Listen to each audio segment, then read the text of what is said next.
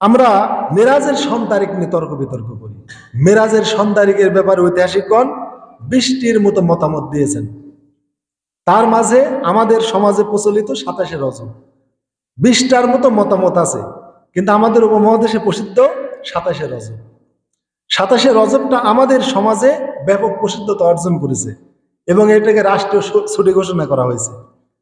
কিন্তু অন্যান্য মুসলিম কান্ট্রিতে বা অন্যান্য মুসলমানদের মাঝে, এমনকি আমাদের বাংলাদেশেই, শুধু আমরা হানাফি বাদে যদি আহলে হাদিস ফ্যামিলিতে যান বা আহলে হাদিস সমাজে যান, ওরা 27শে রজব মিরাজ মানে না।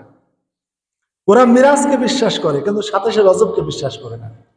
আর আমরা হানাফিরা, আমরা 27শে রজবকে বিশ্বাস করি।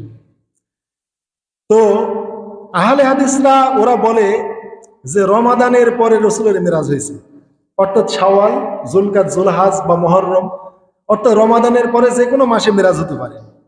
কিন্তু 27শে রজবে মিরাজ হয়েছে, এটা একেবারেই ফালতু কথা, এটা একেবারে ভিত্তিহীন। তো এখন আমরা দেখব যে আমাদের সমাজে প্রচলিত 27শে রজব মেরাজ আর আমাদের বাংলাদেশে বসবাসরত আহলে হাদিসের মতে 27শে রজব মেরাজ নয়। তাহলে ওরা কি মেরাজে বিশ্বাস করে না? ওরাও মেরাজে বিশ্বাস করে, আমরাও বিশ্বাস করি, কিন্তু আমরা তারিখ নিয়ে বাড়াবাড়ি করি। আর আহলে হাদিস লোকেরা তারিখ নিয়ে বাড়াবাড়ি করে না, বিশ্বাস করেন মেরাজের ব্যাপারে ওদেরও যে ঈমান আমাদেরও সেই ঈমান। আমাদের হানাফিদের মেরাজের ব্যাপারে যে ঈমান, আহলে হাদিসদের বা সালাফিদেরও মেরাজ নিয়ে একই ঈমান, ঈমানে কোনো পার্থক্য নাই। কিন্তু আমাদের বড় বিভক্তি, বিভাজন বা আমাদের আকীদাগত সমস্যা হলো আমরা 27শে রজবকে মেরাজ নির্দিষ্ট করে ফেলেছি। এইটা যে করলাম কিসের ভিত্তিতে? আল্লাহ তাআলা কি কোরআনের কোথাও বলেছেন 27শে রজব মেরাজ হয়েছে? শুধু মেরাজের কথা বলেছেন। আল্লাহ রসুল কোনো হাদিসে 27শে রজবে মেরাজের কথা বলেন নাই। তাহলে যে বিষয়টা আল্লাহ বলেন নাই, নবী বলেন নাই, ঐতিহাসিকেরা মতামত দিয়েছেন, তাও সবচাইতে দুর্বল মতামত, সবচাইতে দুর্বল মতামত 27শে রজব। আর এই দুর্বলটাকে আমরা গ্রহণ করলাম। আমাদের কি জ্ঞান নাই? আমরা কি জ্ঞান দিয়ে ইতিহাস পড়তে পারি না, খোঁজে দেখতে পারি না? শুধু লোক প্রচলনের উপর আর সমাজের চলাচলের উপর আর রাষ্ট্রীয়ভাবে ছুটি ঘোষণা করলে আর তাতে আমরা বিশ্বাস করে ফেলে দিলাম 27শে রজবই মেরাজ হয়েছে। এটা কেন? আল্লাহ আমাদের গবেষণা করতে বলেছেন। তো এই জন্য সন তারিখের ব্যাপারে সঠিক কথা শোনেন যে বিশ্বনবীর মেরাজ কবে হয়েছে। আমাদের মাঝে, সকলের মাঝে প্রসিদ্ধ যে বিশ্বনবী সাল্লাল্লাহু আলাইহি ওয়াসাল্লামের দুঃখের টাইমে যখন তার চাচা আবু তালেব মারা গেছে, তার প্রিয়তমা স্ত্রী সহধর্মিনী উম্মুল মুমিনিন খাদিজাতুল কুবরা মারা গিয়েছেন। তিনি অত্যন্ত দুঃখ পেয়েছেন। এইদিকে আবার তায়েফে ইসলামের দাওয়াত নিয়ে গেছেন, সেখানেও নবীকে মেরে রক্তাক্ত করে দেওয়া হয়েছে। এইভাবে সর্বদিক দিয়ে নবী দুঃখে পড়ে যান। এই শোক সন্তপ্ত নবীকে সান্ত্বনা দেওয়ার জন্য আল্লাহ মিরাজের ব্যবস্থা করেন। তাহলে এখন আপনি দেখেন আবু তালেবের মৃত্যু কবে হয়েছে, খাদিজার মৃত্যু কবে হয়েছে, একটু ইতিহাস গবেষণা করেন। আল্লাহ রসুল সাল্লাল্লাহু আলাইহি ওয়াসাল্লামকে সাহায্য সহযোগিতা করার জন্য কুরাইশ কাফেররা বনু হাশেম এবং বনু মুত্তালিব আল্লাহ রসুলের গোষ্ঠীর সকল মুমিন কাফেরকে বয়কট করেছিল। এটাকে শিয়াবে আবি তালিব বলা হয়। এটা নবুয়তের 7ম বর্ষে আল্লাহ রসুল যখন নবুয়ত পান, নবুয়ত পার 7 বছরের মাথায় আরবের কাফেরের একটা চুক্তি করে যে নবীর পরিবারের সাথে, ওই পরিবারের হোক তারা মুমিন হোক তারা কাফের, বনু হাশিম আর বনু মুত্তালিবের সাথে কোনো সম্পর্ক থাকবে না। ওদের কাছে কোনো জিনিস বেচা কেনা করা যাবে না, ওদের সাথে বৈবাহিক সম্পর্ক স্থাপন করা যাবে না, কেননা ওরা নবী মুহাম্মদকে সহযোগিতা করছে। এইভাবে নবী সাল্লাল্লাহু আলাইহি ওয়াসাল্লামের পরিবারকে, তার গোষ্ঠীকে শিয়াবে আবি তালিবে 3 বছর বন্দি জীবন যাপন করেন।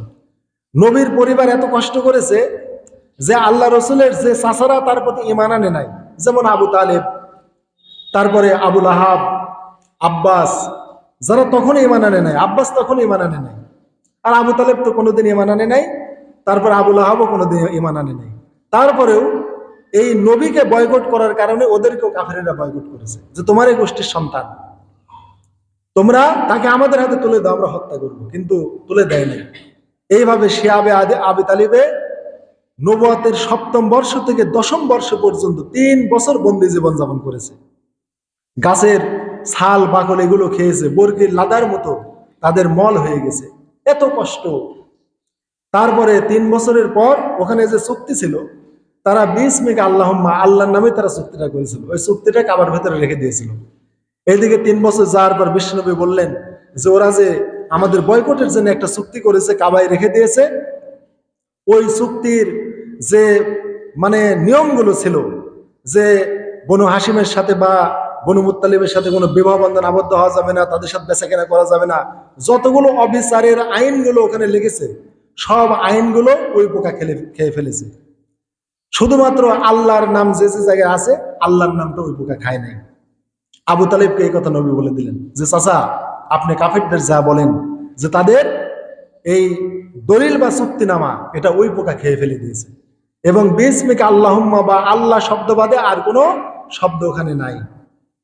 এবার আবু তালেব আসলো, এসে বলল যে হে কাফেররা, আবু জাহল উতবা সাহেবা, শোনো, আমার ভাতিজা বলেছে তোমরা যে চুক্তি করেছো, কাবায় রেখেছো, ওইটা ওই পোকা সব আইনগুলো, আমাদের প্রতি যে জুলুমের আইনগুলো লিখেছিলে, সব আইনগুলো খেয়ে ফেলেছে, শুধু আল্লাহর নামগুলোই আছে। তো যাই হোক, এই মুহাম্মদ সাল্লাল্লাহু আলাইহি সাল্লাম যা বলেছে এইটা যদি মিথ্যা হয়, বিশ্বাস করো আমি মুহাম্মাদের পাশ থেকে চলে আসব, তোমরা তাকে হত্যা করো, যা খুশি করতে পারবে, আমি আর মুহাম্মাদের দায়িত্ব আর পালন করবো না। আমার ভাতে যদি মিথ্যাবাদী হয়, অতএব তোমরা চুক্তিনামাটা বের করে নিয়ে আসো, আমি ওয়াদা দিচ্ছি আমি আমার ভাতিজার পেছন থেকে চলে আসব, যা খুশি মুহাম্মাদকে তোমরা তাই করতে পারবে। তাহলে সত্য হলে আমি মুহাম্মাদের পিছ ছাড়বো না। তখন কাফেরেরা গেল, যায় দেখলো সত্যি ওই পোকা সব আইনগুলো খেয়ে ফেলে দিয়েছে, আল্লাহর নামটা শুধু বাদ আছে। তখন আবু তালেবের কি শক্তি আরো বেড়ে গেল, ইমান কিন্তু বাড়ে নাই, কেননা সে ইমান আনে নাই, নবীর প্রতি আরো দৃঢ় বিশ্বাস যে আমার ভাতিজা সত্যবাদী। তাহলে এই যে চুক্তিটা 3 বছর পর বাইর করা হলো, তাহলে সপ্তম নববী বর্ষে সে আবু তালিবে নবীর পরিবার বন্দী হয়ে গেল, আবু তালেবও বন্দী হয়ে গেল। এই 10ম বর্ষে সেখান থেকে বন্দী থেকে মুক্তি পেল। মুক্তি পাওয়ার 6 মাস পর আবু তালেবের মৃত্যু হয়। তার মানে রজব মাসে মৃত্যু হয়, 10ম নববী বর্ষের রজব মাসে আবু তালেবের মৃত্যু হয়। এই যে রজব মাস, এখন রজব মাসে আবু তালেবের মৃত্যু হওয়ার 3 মাস পর, অর্থাৎ রজব, শাবান, রমাদান মাসে মা খাদিজার মৃত্যু হয়। তাহলে আবু তালেবের মৃত্যুর 3 মাস পরে খাদিজার মৃত্যু হয়। তাহলে রজব মাসে মৃত্যু হয়েছে আবু তালেবের, সে আবু তালেব থেকে মুক্তি পাওয়ার 6 মাস পরে আবু তালেব মারা গেছে এই রজব মাসে। আর আবু তালেবের মৃত্যুর 3 মাস পরে মা খাদিজা রাদিয়াল্লাহু তাআলা আনহা মারা গেছেন রমাদান মাসে। আর বিশ্বনবী সাল্লাল্লাহু আলাইহি ওয়াসাল্লামের মেরাজ হয়েছে আবু তালেব এবং খাদিজার ইন্তেকালের পর। তাহলে আবু তালেব মারা গেছে এই রজবে, আর খাদিজা রাদিয়াল্লাহু তাআলা আনহা মারা গেছেন রমাদানে। আর খাদিজার ইন্তেকালের পর নবী সাল্লাল্লাহু আলাইহি ওয়াসাল্লামের মেরাজ হয়েছে। তার মানে রমাদানের পরে কোনো এক মাসে, হতে পারে শাওয়াল, জুলকাদ, জুলহাজ বা মুহররম মাস, এরকম রমাদানের পরের কোনো এক মাসে মেরাজ হয়েছে। এটা হচ্ছে ঐতিহাসিকগণ সবচাইতে গ্রহণ করেছেন এই মতামতটা, এবং এইটা যুক্তির দিক দিয়ে সবচেয়ে বেশি মিলে। অতএব আমরা খালি 27শে রজব 27শে রজব করি, যে 27শে রজবেই মেরাজ হয়েছে। 27শে রজব মেরাজ হওয়ার দলিল সবচাইতে দুর্বল, ঐতিহাসিক দিক দিয়েও সবচাইতে এই তারিখটাই দুর্বল। আর রবিউল আল মাসের তারিখটা মোটামুটি গ্রহণযোগ্য। কেউ কেউ বলেছেন রবিউল আল মাসের 12 তারিখে নবী সাল্লাল্লাহু আলাইহি ওয়াসাল্লামের মেরাজ হয়েছে। এইটাও হযরত আব্দুল্লাহ ইবনে আব্বাস এবং জাবির বিন আব্দুল্লাহ রাদিয়াল্লাহু তাআলা আনহুম তাদের থেকে একটা মুরসাল সনদে বর্ণিত হয়েছে যে বিশ্বনবী সাল্লাল্লাহু আলাইহি ওয়াসাল্লামের জন্ম হয়েছে রবিউল আল মাসের 12 তারিখ সোমবার, তিনি নবুয়ত পেয়েছেন এই দিনে তার মেরাজ হয়েছে, এরকম একটা রেওয়ায়েত আছে। তাহলে রবিউল আল মাসেও মেরাজ হওয়ার কথা আছে। তাহলে সন তারিখ নিয়ে কি বাড়াবাড়ি করা যাবে? এই জন্য সন তারিখের ব্যাপারে ঐতিহাসিকগণ প্রায় 20টা মতামত ব্যক্ত করেছেন। এই 20টা মতের মধ্যে একটা মত হচ্ছে 27শে রজব, যেটা হচ্ছে সবচেয়ে দুর্বল মত।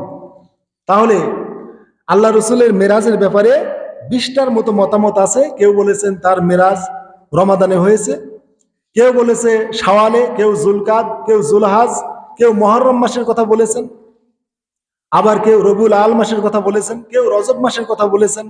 এরকম ভাবে বিভিন্ন মতামত ঐতিহাসিকগণ বর্ণনা করেছেন। এর কারণ কি? এর কারণ হলো ওই টাইমে কোনো সন তারিখ লেখা হতো না, আল্লাহ রসুলের যুগে কোনো সন তারিখ লেখা হতো না, পরবর্তীতে লেখা হয়েছে। তাই যে যেরকম ধারণা করেছে একটা আইডিয়া করে ওই একটা ধারণা মাফিক তারিখগুলো লিখেছে। ওই টাইমে আরবরা কোনো সন্তারিখ লিখে রাখতো না। এখন আমাকে যদি আপনি বলেন যে আপনি কত সালে চাকরি পেয়েছেন, আমি বলতে পারবো যে 2022 সালে চাকরি হয়েছে, কেননা ওইটা লেখা আছে, রেজুলেশন করা আছে। কিন্তু লেখায় যদি না থাকে, আমাকে আপনি 50 বছর পর বললেন যে হুজুর আপনার চাকরি কবে হয়েছে, আমি কি আপনাকে বলতে পারবো 2022 সালের ফেব্রুয়ারি মাসে আমার চাকরি হয়েছে? ওটা তো লেখাই হয় নাই, সন্তারিখই নাই। তাহলে সন্তারিখ লেখার বা সৃষ্টির কয়েক শত বছর আগে মেরাজ সংগঠিত হয়েছে, ওইটা মানুষ কিভাবে লিখবে? এই জন্য আন্দাজ করে লিখেছে। এই আন্দাজ করার কারণে মেরাজের সন্তারিখের ব্যাপারে 20টা মতামত হয়ে গেছে। প্রত্যেক ঐতিহাসিকই কিছু যুক্তিতর্ক উপস্থাপন করেছেন যে এই তারিখটা হওয়ার সম্ভাবনা বেশি। কেউ বলেছেন 12 রবিউল আল সোমবার, এই তারিখটা হওয়ার সম্ভাবনা বেশি। কেউ বলেছেন যে রমাদানের পর শাওয়াল মাসটা হওয়ার সম্ভাবনা বেশি, যেহেতু খাদিজার ইন্তেকাল রমাদানে হয়েছে। এরকম ভাবে বিভিন্ন জন বিভিন্ন বক্তব্য পেশ করেছেন। এই জন্যে সন তারিখ নিয়ে মাথা না ঘামিয়ে আমাদের শিক্ষা অর্জন করতে হবে যে মেরাজ এবং ইসরার শিক্ষাটা কি। এইটা হলো বিশ্বনবী সাল্লাল্লাহু আলাইহি ওয়াসাল্লামের একটা জীবনে মুজিজা, যা কোনো নবীর জীবনে ঘটে নাই। এই মুজিজা কেন ঘটালেন? নবীর সামনে একটা বড় কষ্টের জীবন আছে, সেই জীবনটার নাম মাদানী জীবন, যুদ্ধ বিগ্রহের জীবন। এই যুদ্ধ বিগ্রহে মানুষের জীবন চলে যায়। তাহলে মানুষ আল্লাহর দিনের জন্য জীবন দিবে, জীবন দিলে জান্নাত পাওয়া যাবে, এই তো কথা। এটা নবী বলেছেন, কিন্তু নবীকে দেখে এসেছেন। আমরা অনেক সময় বলি, দুঃখ লাগে, এই যে কয়েকদিন আগে রাস্তা দিয়ে যাচ্ছি, 3টা যুবক ছেলে কাজ করতেছে, 2জন খুব ভালো কাজ করতেছে, রাজমিস্ত্রি সম্ভবত, রাস্তার উপর দাঁড়ায় ধোলাউড়ি বাজারের পাশেই। তো একজন বলতেছে, এই কাজে ফাঁকি দিস নি রে, কবরে গেলে শাস্তি হবে। আরেকজন বলতে, তুই কি দেখে আইছিস? সাথে সাথে বললো, আমি নাউজুবিল্লাহ বললাম, আর বললাম এদের যে মন মেজাজ, এদেরকে বোঝাতে গেলে আরো বিগড়ে যাবে এখন। তো পরে যদি আল্লাহ সুযোগ দেয় বলবো। বলতেছে কাজে ফাঁকি দিস নি, কবরে গেলে শাস্তি হবে, বুঝবো মরার পর। তখন বলতে, তুই কি মরে দেখে আইছিস, বা তুই কি কবরে যা দেখে আইছিস? এ হচ্ছে মুসলমান। আখিরাতের কথা বললে, কবরের আযাবের কথা বললে, জান্নাত জাহান্নামের কথা বললে, কয় তুই কি দেখে আইছিস? হ্যাঁ আমি দেখে আইছি। কে দেখে আইছে? নবী সাল্লাল্লাহু আলাইহি ওয়াসাল্লাম দেখে এসেছেন। যা মানে কোন নবী এবং পৃথিবীর কোন মানুষ দেখে নাই। এটা একটা বিশ্বনবী সাল্লাল্লাহু আলাইহি ওয়াসাল্লামের জীবনে একটা বিরল, দুষ্প্রাপ্য, অবিসংবাদিত ঘটনা, যে আখিরাতের বিষয়গুলো, জান্নাত জাহান্নাম, কবরের আযাব, সপ্ত আকাশ ভেদ করে সিদরাতুল মুনতাহা, জান্নাতুল মাওয়া, এই বিভিন্ন সৃষ্টির নিদর্শনগুলো, বিষয়গুলো, আমলের প্রতিদান জান্নাতে, তারপরে মন্দের পরিণাম, দুনিয়াতে যদি কেউ হারাম কর্মে আল্লাহ নাফরমানিতে লিপ্ত হয় তার কি শাস্তি, পরিণাম, সব দেখে এসেছেন। অতএব নবী দেখে এসেছেন মানে আমিও মনে করি আমিও দেখে এসেছি, কারণ আমি নবীকে মানি। আবু বকর যেভাবে বলেছেন যে নবী যদি এর চাইতো আরো সাংঘাতিক সাংঘাতিক কথা বলে, আমি তাও বিশ্বাস করব। অতএব আবু বকর যা বলেছে আমিও তাই বলি। আপনারা কি বলেন? আবু বকর যা বলেছেন আমরাও তাই বলি, যে নবী সাল্লাল্লাহু আলাইহি ওয়াসাল্লাম কখনো মিথ্যা কথা বলতে পারেন না। অতএব মেরাজে আল্লাহ রাব্বুল আলামিন এই অলৌকিক পরজগতের বিষয়গুলো চাক্ষুষ প্রত্যক্ষ করালেন। কেননা সাহাবীদের মাদানী জীবনে সংগ্রাম করতে হবে এই ইসলামকে টিকিয়ে রাখতে হলে। বড় বড় যুদ্ধ বিগ্রহ হবে, যা মাক্কি জীবনে হয় নাই, মাদানী জীবনে হয়েছে, যেখানে জীবন মৃত্যুর প্রশ্ন। অতএব আল্লাহ রসুলকে আল্লাহ তাআলা তার সান্নিধ্যে নিয়ে গিয়ে পরজগতের এই বিষয়গুলো দেখালেন।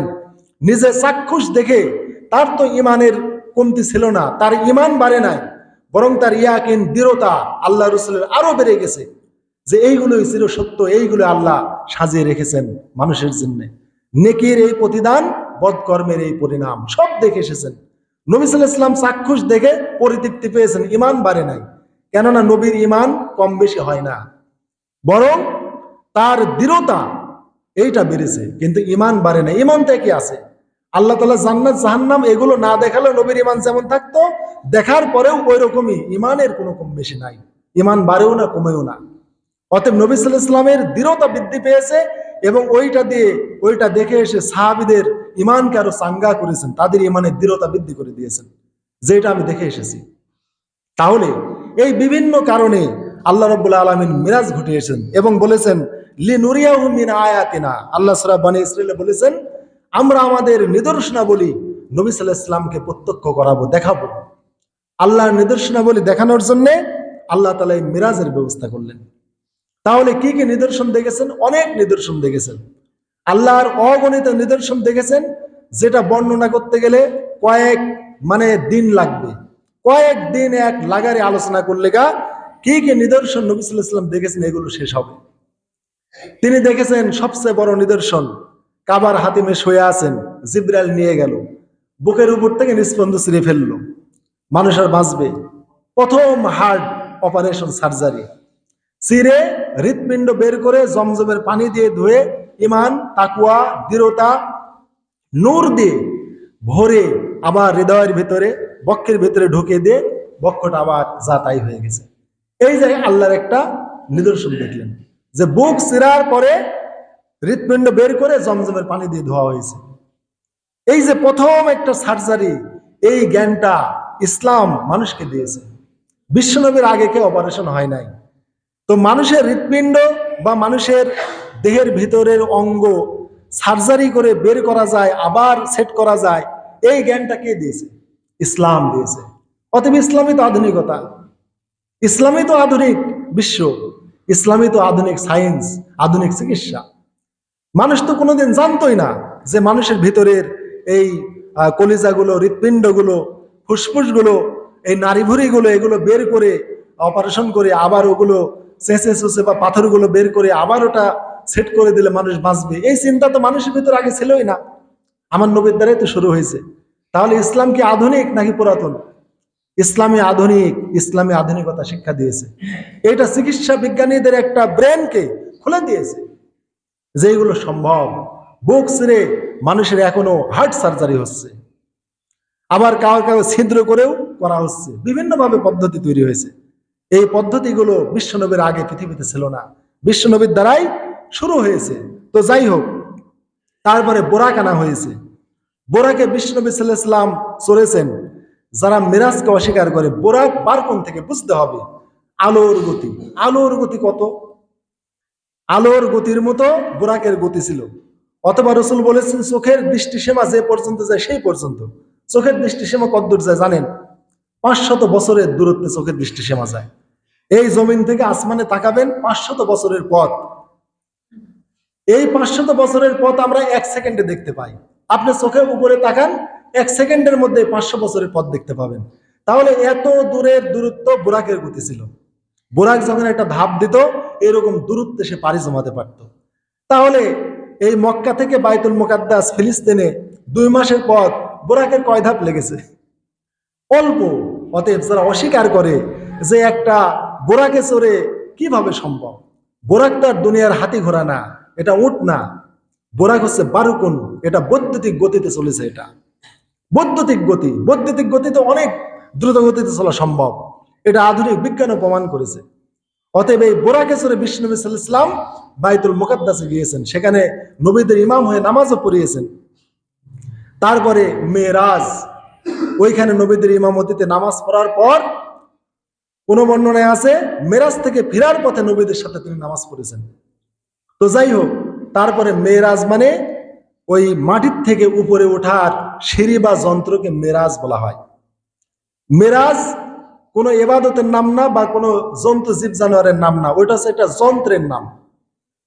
বোরাকটা জন্তু, কিন্তু মেরাজটা একটা যন্ত্র। ভালো করে বুঝেন, বোরাকটা জন্তু, ঘোড়া বা গাধা বা এই সাইজের একটা জন্তু, এরকম একটা পশুর মতো বা জন্তুর মতো, কিন্তু গতিটা দৃষ্টির শেষ প্রান্ত পর্যন্ত, বা গতিটা আলোর গতির মতো এই বোরাকের। আর মেরাজটা কোনো জন্তু না, যন্ত্র। এটা হচ্ছে একটা যন্ত্র। মেরাজ এটা আরবিতে ইসমে আলা বলা হয়, যন্ত্রবাচক বস্তু। মেরাজ মানে ঊর্ধ্ব গমনের একটা যন্ত্র।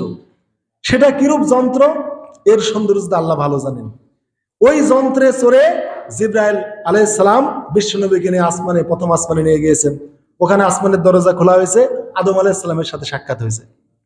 আদম আলাইহিস সালাম বিশ্বনবী সাল্লাল্লাহু আলাইহি ওয়াসাল্লামকে দেখেই বলেছেন যে মারহাবা ইয়া ইবনুস সালেহ, ইয়া নাবিয়ুস সালেহ, হে আমার নেক সন্তান, নেক নবী, তোমাকে সালাম, তোমাকে মারহাবা। তাহলে আদম আলাইহিস সালাম আমার নবীকে মারহাবা বলেছেন। এখান থেকে একটা জিনিস শিখে রাখবেন যে কোনো আগন্তুক মানুষকে মারহাবা বলতে হয়। তো কোনো আগন্ত বা আগতক বা মেহমানকে মারহাবা দিয়ে স্বাগতম জানাতে হয়। কিন্তু আমরা এই মারহাবাটা আজকে ওয়াজের ময়দানে লেগেছি, কেউ দান করলে মারহাবা, দান করলে বলতে হয় বারাকাল্লাহ, জাযাকাল্লাহ। যারা এই যে আরব থেকে কিছু লোক আছে জিজ্ঞেস করে দেখেন, কেউ যদি কোনো কিছু দান করে বলে বারাকাল্লাহ, জাযাকাল্লাহ। আর মারহাবা নতুন আগত মেহমানকে মারহাবা বলতে হয়। কিন্তু আমরা বাঙালিরা গেলে বুঝি না, সুন্নাতি শব্দ। এই জন্য আগত মেহমানকে মারহাবা বলতে হয়। আদম আলাইহিস সালাম আমার নবীকে মারহাবা বলেছেন। তারপরে দ্বিতীয় আসমানে ইহা আলাইহিস সালাম, ঈসা আলাইহিস সালাম, তৃতীয় আসমানে ইউসুফ আলাইহিস সালাম, চতুর্থ আসমানে ইদ্রিস আলাইহিস সালাম, পঞ্চম আসমানে হারুন, ষষ্ঠ আসমানে মুসা আলাইহিস সালাম, সপ্তম আসমানে ইব্রাহিম আলাইহিস সালাম। এইভাবে প্রত্যেক আসমানে নবীদের সাথে সাক্ষাৎ হয়েছে, প্রত্যেক নবীদের সাথে কুশল বিনিময় হয়েছে। তারা মারহাবা বলে নবীকে সুস্বাগতম জানিয়েছেন। এইভাবে আল্লাহ রাসূল সাল্লাল্লাহু আলাইহি ওয়াসাল্লাম এই সৃষ্টি জগতের শেষ প্রান্ত সিদরাতুল মুনতাহায় চলে গেলেন। এই সিদরাতুল মুনতাহা হচ্ছে সৃষ্টি জগৎ, ইহলৌকিক জগৎ। ভালো করে বুঝেন, সিদরাতুল মুনতাহা পর্যন্ত দুনিয়ার জগৎ, এবং এই সিদরাতুল মুনতাহার নিচ পর্যন্ত কিয়ামতে ধ্বংস হবে, তার উপরে হবে না। সিদরাতুল মুনতাহার উপর থেকে পারলৌকিক জগৎ, মানে জান্নাত শুরু ওখান থেকেই। সিদরাতুল মুনতাহার নিকটেই আল্লাহ বলেছেন ইনদা সিদরাতুল মুনতাহা ইনদাহা জান্নাতুল মাওয়া। সিদরাতুল মুনতাহা ওখানে জান্নাতুল মাওয়া, প্রথমেই জান্নাতুল মাওয়া, তারপর আরো এরকম জান্নাতের স্তর হতে হতে 8টা জান্নাত আছে। সর্বোচ্চ স্তরের নাম ফিরদাউস, সর্বোচ্চ স্তরের নাম ফিরদাউস। তাহলে সিদরাতুল মুনতাহা হলো এই পৃথিবীর বা নশ্বর দুনিয়ার শেষ ঠিকানা। এবং কিয়ামতে যে সিংহায় ফুৎকার হবে, ফু দেওয়া হবে, ওই ফুঁয়ে ওই সিদরাতুল মুনতাহার নিচ পর্যন্ত বা এই পৃথিবীর সৃষ্টি জগৎটা শুধু ধ্বংস হবে। তার উপরে যে জান্নাত গুলো আছে, আল্লাহর সিদরা ওই ফেরদাউসের উপরে আল্লাহর আরশ আছে, সেই আরশের উপরে আল্লাহ সমাসীন হয়ে আছেন। আল্লাহর কোনো জান্নাত, কোনো আরশ, কোনো কিছু ধ্বংস হবে না।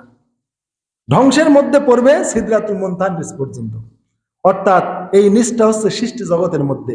অতএব পৃথিবী ধ্বংস হবে, প্রথম আসমান, দ্বিতীয় আসমান, তৃতীয় আসমান, এভাবে সপ্তম আসমান পর্যন্ত কিয়ামতে ধ্বংস হবে। কিন্তু সিদরাতুল মুনতাহা থেকে আর ওই পারলৌকিক জগতের যে বিষয়গুলো আল্লাহ উপরে রেখেছেন সেইগুলো কোনোদিন ধ্বংস হবে না। ওইগুলো দেখার জন্যেই আল্লাহ রাব্বুল আলামিন তার নবীকে নিয়ে গেছেন, সুবহানাল্লাহ বিহামদি। এই পারলৌকিক বিষয়গুলো এই জন্য আল্লাহ বলেছেন আফা তুমারুনাহু আলা মা ইয়ারা, তিনি যা দেখে এসেছেন এটা নিয়ে তার সাথে তর্ক করো না।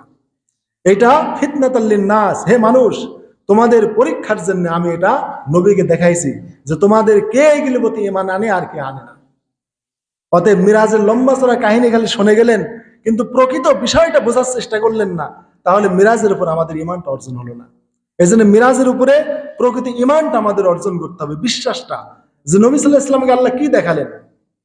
সেখানে সিদরাতুল মুনতাহায় জান্নাতুল মাওয়া দেখেছেন, সিদরাতুল মুনতাহা বড়ই বৃক্ষ দেখেছেন, অতুলনীয় সাজে ওটা সজ্জিত হচ্ছে। তার ডালপালাগুলো বিভিন্ন রং বেরঙের, ওখানে ডালে ডালে বিভিন্ন ফেরেশতা, মানে কি যে আল্লাহ রাসূল দেখেছেন এটা কোনো মানুষ বর্ণনা করে শেষ করতে পারবে না। এত সুন্দর, এটা আল্লাহ কোরআনেই বলেছেন, সূরা নজমের মধ্যে আল্লাহ বলেছেন ওটা খুবই সুন্দর সাজে ওই সিদরাতুল মুনতাহার গাছটা সজ্জিত হয়। ওখানে একটা বাইতুল মামুর আছে আমাদের কাবা ঘরের মতো, ওখানে প্রতিদিন 70,000 ফেরেশতা তাওয়াফ করে। একবার একদল 70,000 ফেরেশতা তাওয়াফ করে গেলে কিয়ামত পর্যন্ত আর ওরা সুযোগ পাবে না।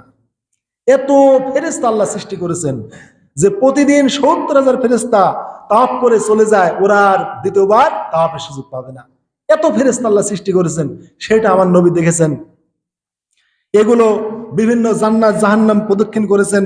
জিবরাইলকে নিয়ে তিনি জান্নাত যখন ঘুরতে গিয়েছেন, জান্নাতে একাকিত্ব মনে হয়েছে যে এই এত বড় জান্নাত দেখে নিঃসঙ্গতা মনে হয়েছে। তখনই হযরতে বেলালের পায়ের ধ্বনি শুনতে পেয়েছেন যে আমার সামনে দিয়ে বা সাথে সাথে যেন বেলাল চলতেছে। পরবর্তীতে দুনিয়ায় এসে বলেছেন, বেলাল, আমি মিরাজে যখন জান্নাতে একা একা নিজেকে নিঃসঙ্গ ভাবলাম, তখন আমি তোমার পায়ের আমি শব্দ শুনতে পেলাম। তুমি এমন কি আমল করেছো যে জান্নাত আল্লাহ তোমাকে এত মর্যাদা দিয়েছে? বেলাল বললেন, ইয়া রাসূলুল্লাহ, ইসলাম কবুলের পর আপনি যে আমল শিক্ষা দিয়েছেন, যা দেখেন এছাড়া আমার তেমন আমল নেই। তবে আমার যখনই ওযু নষ্ট হয় আমি ওযু করি এবং আমি তাহিয়াতুল ওযুর নামাজ পড়ি, বা 2 রাকাত তাহিয়াতুল ওযুর আমি নামাজ পড়ি।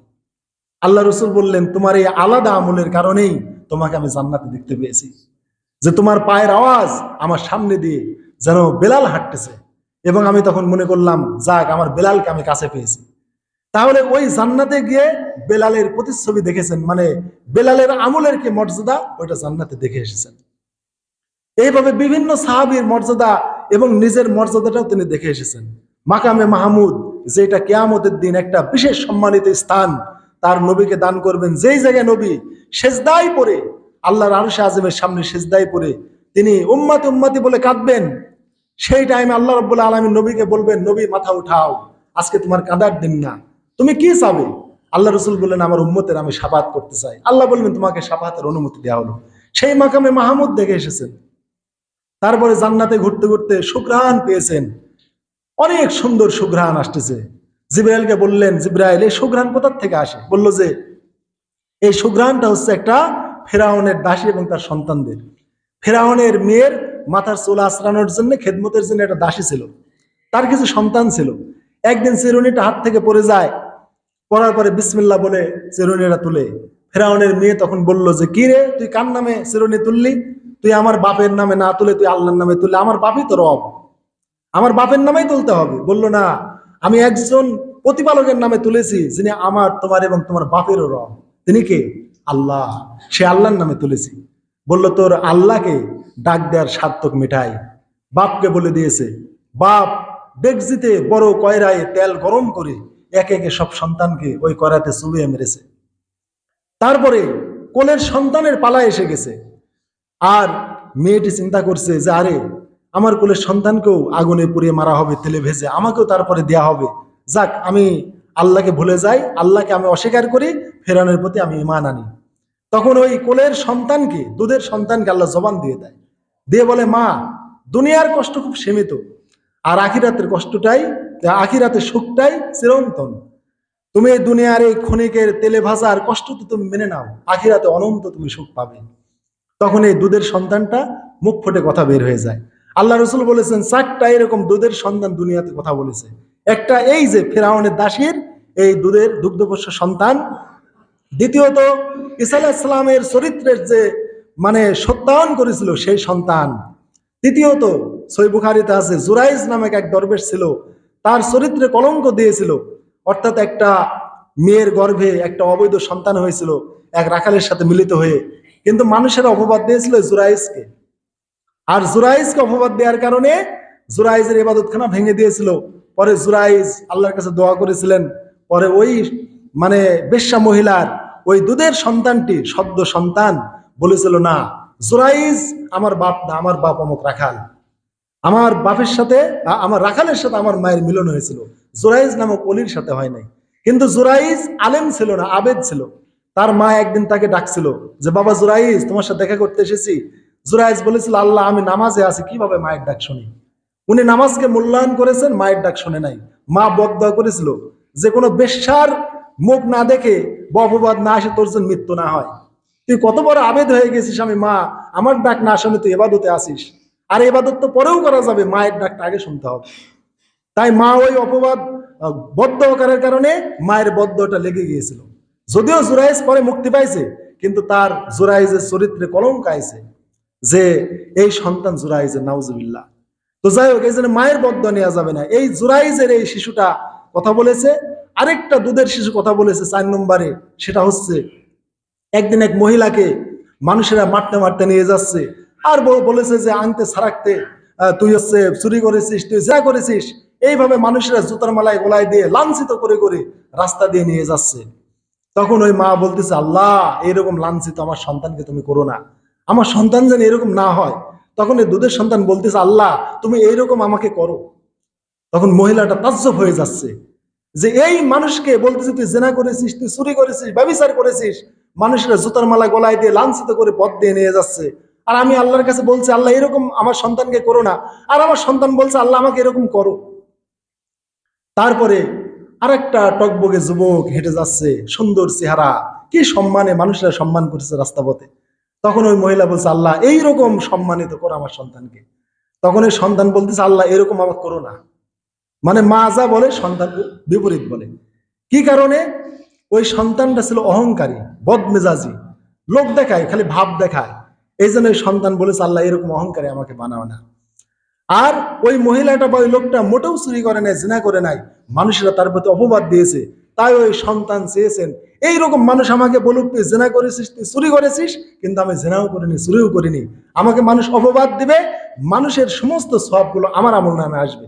এই জন্যে এই দুনিয়াতে হাদিস থেকে শিক্ষা নেন, যারা সাইদি সাহেবকে রাজাকার, ধর্ষক, জেনাকারী, ব্যভিচারী যা বলেছেন, নো চিন্তা। এগুলো আল্লাহর অলিরা চেয়ে নেয় কার কাছে? আল্লাহর কাছে। মানুষেরা আমাকে রাজাকার বলুক, জেনাকারী, ব্যভিচারী বলুক, বলুক, কিন্তু বলার দ্বারা পরিণাম ওদেরই খারাপ হবে।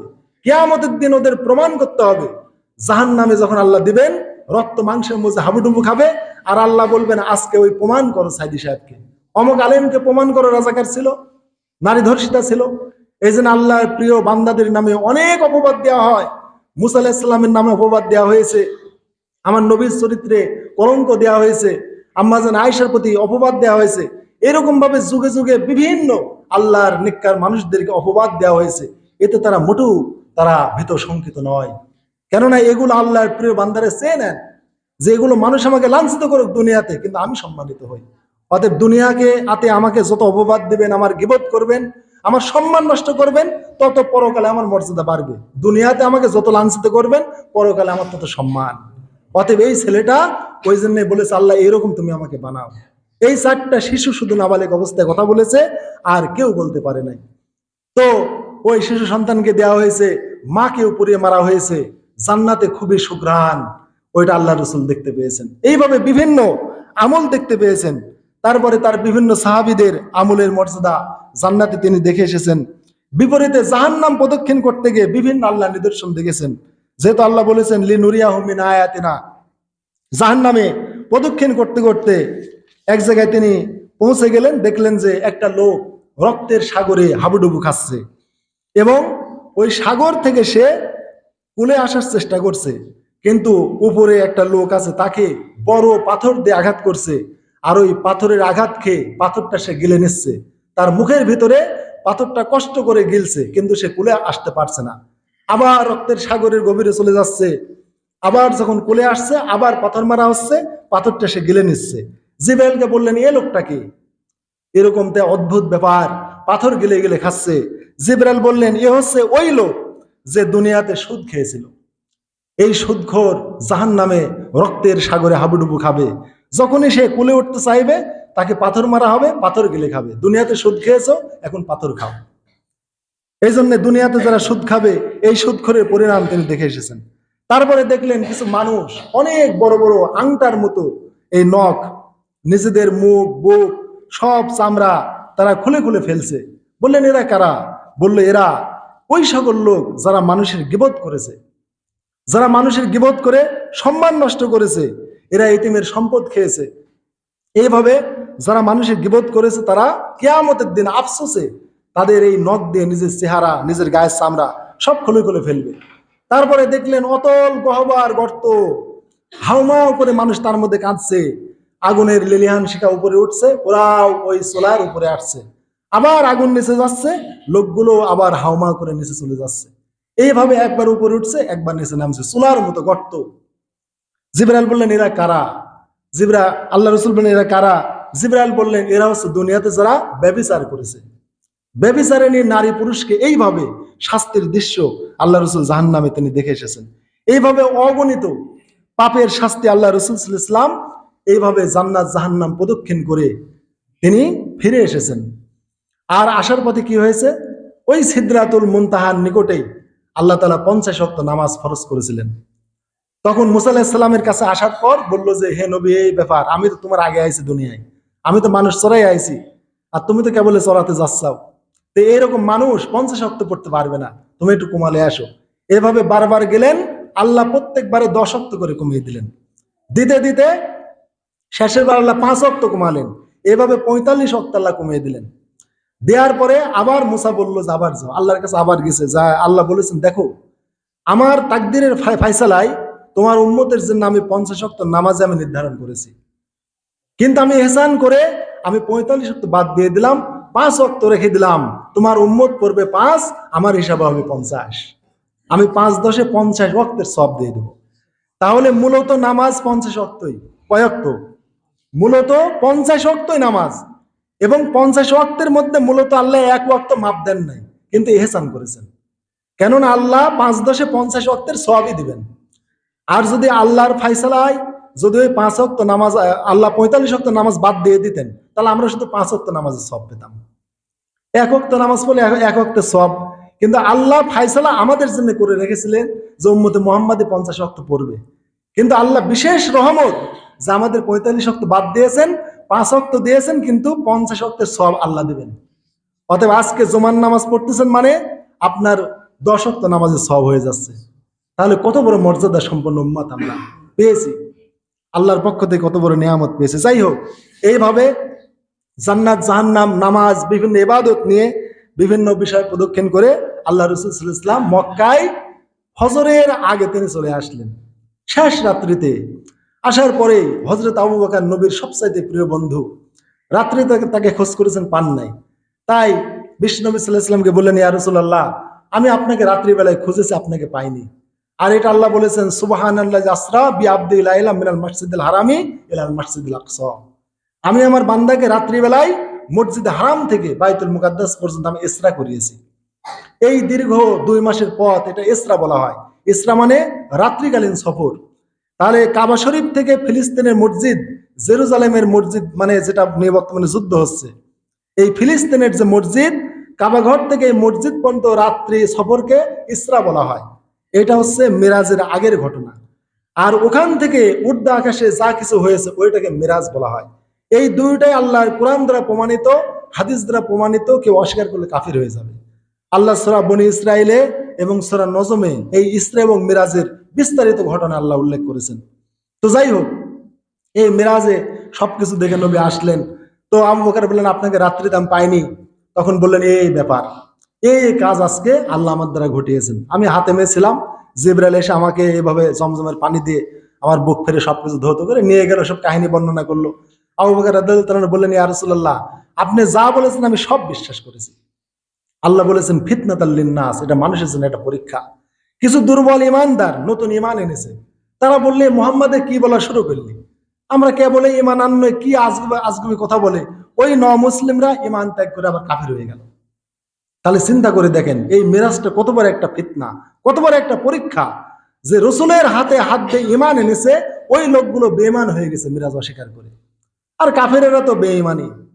আবু বকর বললেন, ইয়া রাসূলুল্লাহ, আমি তো বিশ্বাস করলামই, এর চাইতেও সাংঘাতিক সাংঘাতিক যদি কথা আপনি আমাকে বলেন, তাও আমি বিশ্বাস করি।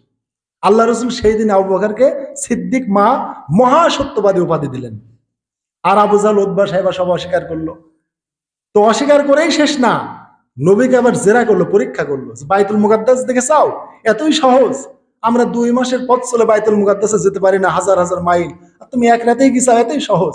তো বলো, বাইতুল মুকাদ্দাসে কি কি দেখি চাও কও? ওখানে কি কি শহরে কি দেখি চাও? মসজিদের গেট কটা, দরজা কটা, ইত্যাদি ইত্যাদি বিভিন্ন বিষয়ে নবীকে প্রশ্ন করে ঠেকায় দিল। কিন্তু নবী সাল্লাল্লাহু আলাইহি ওয়াসাল্লাম রাত্রিবেলায় যেহেতু সফর করেছেন, অত ভালোভাবে তিনি পর্যবেক্ষণ করেন নাই। নবী ঘাবড়ে গেলেন। তখন আল্লাহ তাআলা বাইতুল মুকাদ্দাস, সেই ফিলিস্তিনের মসজিদকে, তার পরিবেশকে, তার শহরকে, যা বিষয়ে কাফেরেরা প্রশ্ন করেছে সব নবীর সামনে তুলে ধরেছেন। নবী দেখে দেখে সবগুলো বলে দিয়েছে। কিন্তু কাফেরেরা বলেছে, এ হচ্ছে মহা জাদুকর। অতএব যে ঈমান আনবে না, তাকে দলিল দিয়ে কোনো লাভ নাই। অতএব হাজরিন, মিরাজের এই ঘটনা থেকে আমরা শিক্ষা নেই, এবং মিরাজ কেন্দ্রিক যে মিথ্যা কথাগুলো আছে এগুলো আমরা বর্জন করি। মিরাজ কেন্দ্রিক মিথ্যা কথাগুলো কি, তর্ক বিতর্কগুলো কি? যে মিরাজে আল্লাহকে দেখা না দেখা, যে আল্লাহ রসুল আল্লাহকে দেখেছেন কিনা, তারপরে রফরফে চড়া, আরো সে আজিমে যাওয়া, এই কথাগুলো বিশ্বাস করেন, এগুলো কোরআনে নাই, এগুলো হাদিসে নাই। পরবর্তীতে তর্ক বিতর্ক হয়েছে। মিরাজ রজনীতে আল্লাহকে দেখেছেন কিনা, সাহাবীরা 2 ভাগ। আল্লাহ রসুলকে আগে বিশ্বাস করেন। আল্লাহ রসুলকে বলা হলো, ইয়া রাসূলুল্লাহ, আপনি কি আল্লাহকে দেখেছেন? তার মানে সাহাবীরা একসময় প্রশ্ন করতে করতে আল্লাহ রসুলকে বলেছেন, ইয়া রাসূলুল্লাহ, আপনি এত এত দেখলেন, জান্নাত জাহান্নাম যা কিছু বললাম, আপনি আল্লাহকে কি দেখেছেন? তখন আল্লাহ রসুল বললেন, আল্লাহ তো নূর, আমি আল্লাহকে কিভাবে দেখবো? আমি নূর দেখেছি, কিন্তু বলেন না আমি আল্লাহকে দেখেছি। আল্লাহর নূর বা আলো, এই বিষয়টা আমার নবী দেখেছেন, কিন্তু বলেন না আমি আল্লাহকে দেখেছি। তো এই জন্য নবী স্পষ্টভাবে কোনো হাদিসে বলেন নাই যে আমি সরাসরি আল্লাহকে দেখেছি, বরং আমি আল্লাহর নূর দেখেছি, এটা বলেছেন। একদল সাহাবী হযরতে আব্দুল্লাহ ইবনে আব্বাস সহ অগণিত সাহাবী, একদল সাহাবী বলেছেন যে আল্লাহ মুসা আলাইহিস সালামকে সরাসরি কথা বলেছেন, আর আমার নবীর সাথে আল্লাহ দর্শন দিয়েছেন। অতএব মেরাজের রজনীতে আমার নবী সাল্লাল্লাহু আলাইহি ওয়াসাল্লাম আল্লাহকে দেখেছেন। এইটা হচ্ছে একদল সাহাবী। এইবার তার ঘরের স্ত্রী আম্মা জান আয়েশা, তিনি বলেন যে আল্লাহ রসুল আল্লাহকে দেখেন নাই। সাহাবীরাই দুই ভাগে ভাগ। আম্মা জান আয়েশা বসে আছেন, বুখারীর হাদিস, তিনি বলছেন মাসরুক নামের এক তাবী তার পাশে ছিল। তো বলতেছে যে ব্যক্তি তিনটা কথা বলবে সে আল্লাহর নামে মহা মিথ্যা কথা বলবে। তখন মাসরুক বলতেছে, হে আম্মাজান, সে তিনটা কথা কি? বলতেছে যে ব্যক্তি বলে যে মোহাম্মদ আল্লাহকে দেখেছে সে মহা মিথ্যাবাদী। এই দাঁড়ান দাঁড়ান দাঁড়ান, আল্লাহকে মোহাম্মদ দেখেছেন কোরআনে আছে? কয় কোথায় আছে? কয় যে এই যে ওয়ালাকাদ রাআহু নাজলাতান উখরা, নিশ্চয়ই মোহাম্মদ তাকে দেখেছেন। তো তাকে মানে আল্লাহকে দেখেছেন। তে আম্মাজান আয়েশা বলতেছে, শোনো, আমি হচ্ছে বিশ্ব নবীকে প্রশ্ন করেছি যে এখানে যে আল্লাহ কোরআনে বলেছেন ওয়ালাকাদ রাআহু নাজলাতান উখরা, নিশ্চয় মোহাম্মদ তাকে দেখেছেন, তো তাকে দ্বারা কি? আল্লাহ রাসূল বলেছেন তাকে দ্বারা আমি জিবরাইলকে দেখেছি। আমি জিবরাইলকে দেখেছি তার নিজ আকৃতিতে 600 ডানা, পৃথিবীর পূর্ব পশ্চিম উত্তর দক্ষিণ সমস্ত পৃথিবী তার দেহ এত বড় সুবিশাল। এই নিজ দেহতে নিজ আকৃতিতে আমি জিবরাইলকে দেখেছি। অতএব এই আয়াতের ব্যাখ্যা নবী নিজেই বলেছেন, আমি আল্লাহকে দেখিনি, আমি জিবরাইলকে নিজ আকৃতিতে দেখেছি, যে আকৃতিতে আল্লাহ তাকে সৃষ্টি করেছেন। ইনদা সিদরাতুল মুনতাহা, আর ওইটা দেখেছি সিদরাতুল মুনতাহায়। আগেই বলেছি যে পৃথিবীতে ওই আল্লাহর যে নিদর্শনগুলো আছে এগুলো রাখার জায়গা না, পৃথিবী ক্ষণিকের, যা কিছু সিদরাতুল মুনতাহার উপরে, ওখান থেকেই ফেরেশতাদের প্রকৃত আকৃতি দেখা যাবে। আল্লাহর প্রকৃত নিয়ামতগুলো ওখান থেকে শুরু, যেগুলো দুনিয়াতে ধরবে না। কোন ফেরেশতা তার নিজ আকৃতিতে দুনিয়াতে আসলে দুনিয়া তাকে বহন করতে পারবে না, এটা বুঝতে হবে। এই জন্য নিজ আকৃতিতে ওই সিদরাতুল মুনতাহাই দেখতে পেয়েছেন। নিজ আকৃতিতে যে জিবরাইলকে কত বড় দেহ দিয়ে আল্লাহ সৃষ্টি করেছেন, প্রকৃত আকৃতি, প্রকৃত মর্যাদা সবকিছু ওই সিদরাতুল মুনতাহার উপরে। তার নিচে তারা বিভিন্ন রূপ ধরে আসে, কখনো বিভিন্ন দাহিয়াতুল কালবি বা বিভিন্ন সাহাবীর রূপ ধরে জিবরাইল আলাইহিস সালাম মানুষের কাছে আসতেন। তারপরে মালাকুল মউত বা আজরাইল বিভিন্ন রূপ ধরে মুসার কাছে আসতেন, রূপ ধরে মানুষের রূপ ধরে মুসার কাছে আইছিলেন জান কবজ করতে। আর তখনই মুসা আলাইহিস সালাম চর মারিছিল, জামা জান কবজ করতে আইছিস, মানে মানুষ মনে করে, মানে মানুষের আকৃতি ধরে আজরাইল আলাইহিস সালাম মুসার কাছে আইছিল। সহিহ বুখারীর হাদিস। ওই চরে একবারে এই চোখ একটা বের হয়ে গিয়েছিল। মুহাদ্দিসে কেরাম বলেছেন যে অনুমতি না নিয়ে আইছিল। পরে আল্লাহ তাকে ভালো করে দেন, দেওয়ার পরে বলেন যে আবার তুমি মুসার কাছে যাও। মুসার কাছে আসে, আবার খেপে যা, আবার আইছিস তুই? বললো আমি আজরাইল, আমি মালাকুল মউত, আপনার জান কবজে আইছি। কয় আরে আগে তো কবু, তো দুনিয়াতে কি থাকা যায় না? কয় না, আপনি থাকতে চলে ওই বলদের গায়ে হাত দিলে হাতের নিচে যত পশম হবে অত বছর বাঁচতে পারবেন। কয় তারপর মরতে হবে, আমি সেই মৃত্যুরই ফেরেশতা। বল তাহলে বাদ দেরি নাই ভাই, মরতে যখন হবেই আমাকে জান কবজ করো। তখন ওই ফিলিস্তিনের ওই মসজিদেরই সামনে একটা টিলার উপরে তাকে পেরে ফেলে দিয়ে মুসা আলাইহিস সালামের জীবনটা নিয়ে চলে যান।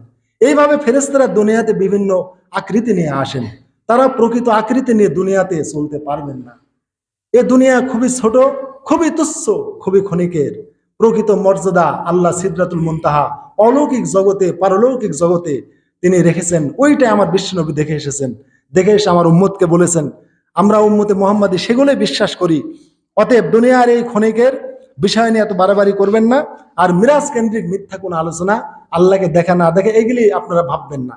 সিদরাতুল মুনতাহার ওখানেই আল্লাহ কোরআনে বলেছেন, বুখারীতে আছে, কলমের খসখস শব্দ শুনতে পেয়েছেন। ওখানেই 50 ওয়াক্ত নামাজ ফরজ করা হয়েছে। আর রফরফের ব্যাপারে বলা হয়েছে তিনি রফরফ দেখেছেন, চড়েছেন, কোনো হাদিসে পাওয়া যায়নি, মুহাদ্দিসে কেরাম বলেছেন। কিন্তু আমাদের সমাজে আছে ওই হয়ে গেল, বোরাক বলল আমি আর যেতে পারবো না, রফরফ আনা হলো, ওর গতি আরো বেশি। এগুলি সবই মানুষের বানানো কাহিনী, প্রকৃত কোরআন এবং হাদিসে এই কাহিনীগুলো পাওয়া যায় না। অতএব রফরফ নবী সাল্লাল্লাহু আলাইহি ওয়াসাল্লাম এই বাহনকে বা জান্নাতি বাহনকে দেখেছেন, চড়েছেন, কোনো প্রমাণ পাওয়া যায় না। আর আরশে আজিমে যার তো প্রমাণ পাওয়াই যায় না। আরশে আজিম এটা সুমহান একটা জায়গা, এটা আল্লাহর জন্য বরাদ্দ। ওই আরশে আজিমটা, কুরসিটা সুমহান, যার উপরে আল্লাহ সমাসীন হয়ে আছেন। আমাদের সমাজে মিথ্যা কাহিনী বলা হয় যে নবী আরশে গেলেন নবী জুতা খুলতে চাইলেন, যেহেতু মুসা আলাইহিস সালাম জুতা খুলে তুর পাহাড়ে বা তোয়া পর্বতে গেছিলেন, তখন আল্লাহ বললেন তুমি তোমার জুতা খুলো না, জুতা পায়ে দিয়ে আমার আরশে আসো। এবং এইভাবে নবী সাল্লাল্লাহু আলাইহি ওয়াসাল্লাম জুতা পায়ে দিয়ে আরশে গেলেন। আল্লাহ বললেন আমার আরশ ধন্য হলো। আল্লাহ তাআলা নবীকে তার ডান পাশে আরশে বসালেন। বিভিন্ন কাহিনী আমাদের সমাজে যা বলা হয় সবই বানোয়াট, মিথ্যা। সকল মুহাদ্দিসে কেরাম বলেছেন, কোন হাদিসের গ্রন্থে কোথাও কোনোভাবে এটা পাওয়া যায় না। এইগুলি আজগবি মানে যারা ওয়াইজিন, গল্পকার ওয়াইজিন, কিসসা কাহিনী দিয়ে ওয়াজ করে, এই কাহিনীগুলো মাতিয়ে মানসিক বলে। আগেই বলছি, পরলৌকিক জগতের কথা যতটুকু কোরআনে আছে, হাদিস আছে, আপনি পড়ে কথা বলেন, আপনি পড়ে গবেষণা করে কথা বলেন। পরলৌকিক জগতের অবাস্তব কথা আপনি কেন বলতে যাবেন, যেটা দেখেন নাই, শোনেন নাই, কোরআনের কোথাও নাই, হাদিসের কোথাও নাই। হাদিসকে আমাদের সমাজে নাই, কোরআনকে নাই। কোরআনে শুধু দুটো সূরা আল্লাহ মিরাজের কথা বলেছেন, ইসরা আর নজম। আপনিই খুঁজেন এগুলো আছে কিনা। সহিহ বুখারী, মুসলিম কত হাদিস বাংলা অনুবাদ হয়ে গেছে, আপনি দেখেন তো কোন হাদিসে এই বর্ণনাগুলো আছে কিনা। যে রফরফে চলেছেন, তারপরে আল্লাহর আরশে আযমে জুতা পায়ে দিয়ে গিয়েছেন, ওখানে আত্মাহাত লাভ করেছেন, এগুলি বানোয়াটি কথা কেন বলেন? যে নবী তুমি আমার জন্য কি হাদিয়া নিয়ে আইছো? নবী বললেন আত্তাহিয়াতু লিল্লাহি ওয়াসসালাতু তাইয়্যিবাত। তখন আল্লাহ বললেন আসসালামু আলাইকা আইয়ুহান নাবিয়্যু ওয়া রাহমাতুল্লাহি ওয়া বারাকাতুহু। নবী আবার বললেন ওয়া আলাইনা ওয়া আলা ইবাদিল্লাহিস সালিহিন। এই যে মিথ্যা কাহিনী, অথচ স্পষ্ট হাদিসে আছে আল্লাহ রাসূল সাল্লাল্লাহু আলাইহি ওয়াসাল্লাম নামাজ যখন দিলেন তখন আত্তাহিয়াতু দেন নাই। এটা সহিহ বুখারী সহ সব হাদিসে আছে। কোন হাদিসে আছে সাহাবীদেরকে হাত ধরে শিক্ষা দিয়েছেন, কোন হাদিসে আছে সাহাবীরা ওই নামাজে আত্তাহিয়াতুর বৈঠকে বলতেন আল্লাহর উপর সালাম, নবীর উপর সালাম, জিবরাইলের উপরে সালাম, এইভাবে তারা সালাম দিতেন। তখন আল্লাহ রাসূল বললেন তোমরা আল্লাহর উপর সালাম দাও, আল্লাহই তো সালাম, আল্লাহ মাংতা সালাম ওয়া মিনকা সালাম, আল্লাহই তো সালাম, আল্লাহই শান্তি। আল্লাহকে আবার শান্তি দিতে বলো, কে দিবে আল্লাহর উপর শান্তি? অতএব আল্লাহকে সালাম, নবীকে সালাম এভাবে না বলে তোমরা এইভাবে বলো আত্তাহিয়াতু লিল্লাহি ওয়াসসালাওয়াতুত তাইয়্যিবাত, আসসালামু আলাইকা আইয়ুহান নাবিয়্যু। এইভাবে নবী সাল্লাল্লাহু আলাইহি ওয়াসাল্লাম সাহাবীদের ওই আমলের পরিবর্তে এই আমলটা দিলেন, যা আল্লাহকে সালাম, নবীকে সালাম, জিবরাইলকে সালাম এভাবে না বলি এইভাবে আত্তাহিয়াতু পড়ো। তখন আত্তাহিয়াতু এইভাবে পড়া শেখালেন। এগুলো স্পষ্ট হাদিসে বর্ণিত হয়েছে। মিরাজ আত্তাহিয়াতু পাইছে অমুক তমুক বিভিন্ন কথা। আবার মিরাজ অস্বীকারী এক লোক ওই নদীত গোসল করতে যায়, কি হয়েছে? মিয়া সাল হয়ে গেছে, সওদাগর বিয়া করেছে, ওখানে ঘর সংসার করেছে, ছেলে মেয়ে হয়েছে, আবার ডুব দিতে আইছে, বেটাসাল হয়ে গেছে, বাড়িতে এসে দেখে যে বউ মাছ করতেইছে। এই যে অবাস্তব মিথ্যা কাহিনী মিরাজ কেন্দ্রিক, এগুলো সব পরিহার করতে হবে। অতএব এটা হচ্ছে ফিতনাতাল লিন্নাস, আল্লাহ কোরআনে বলেছেন মানুষের জন্য পরীক্ষা। অতএব মিরাজকে বিশ্বাস করতেই হবে। আর ইমানের দৃঢ়তা নিয়ে আসেন যে পারলৌকিক সমস্ত বিষয় আমার নবী সাল্লাল্লাহু আলাইহি ওয়াসাল্লাম আমাদের দেখে এসে সংবাদ দিয়েছেন, আমরা সবগুলোর প্রতি ঈমান আনি এবং এই পারলৌকিক জীবনের কল্যাণের জন্য আমরা আমল করি। আল্লাহ এই অনুযায়ী আমাদের সবাইকে সালাত তৌফিক দান।